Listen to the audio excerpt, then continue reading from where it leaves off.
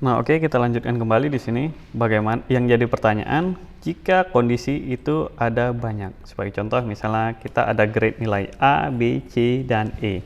Di situ ada banyak kondisi. Jika nilainya misalnya dapat 80, maka dia akan mendapatkan grade A. Misalnya jika nilainya 70, dia akan mendapatkan grade B, dan seterusnya. Oke, misalnya kita di sini ada dua variabel nilai. Satu variabel aja hanya nilai.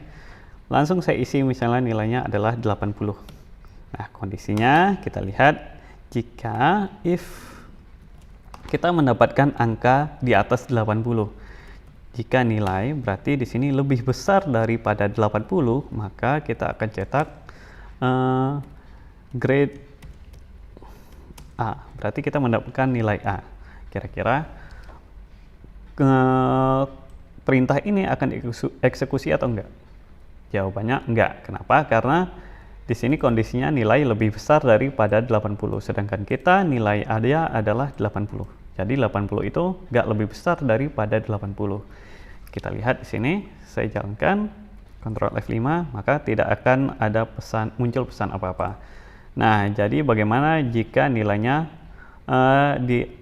dari nilai 80 ke atas? Maka di sini lebih besar sama dengan, maka 80 itu masuk hitungan dari kondisi ini. Oke, sekarang kalau saya jalankan Ctrl F5, maka dia masuk hitungan. Jadi 80 ke atas itu mendapatkan nilai A. Nah, lantas bagaimana untuk mendapatkan nilai selanjutnya?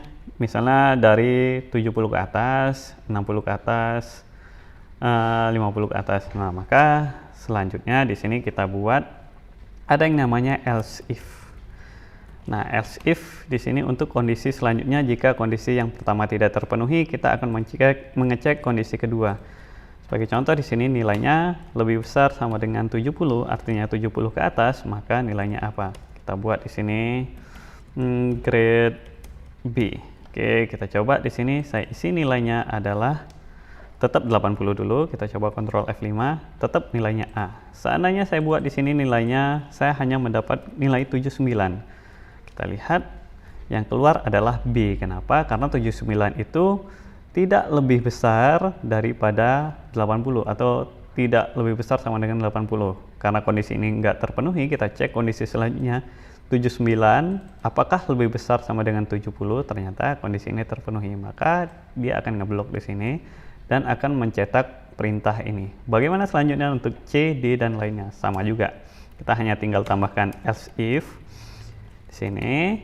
Kemudian jika nilainya lebih besar sama dengan 60, maka kita cetak grade adalah C. Kemudian ini saya copy aja. Saya rapiin dulu. Nah, jika di sini nilainya adalah lebih besar daripada 50, dia akan mencetak D.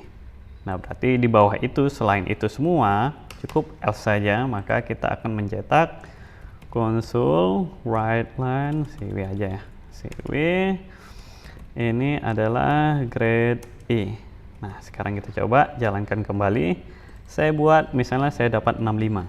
65 itu kira-kira akan mendapatkan nilai C. Kita coba.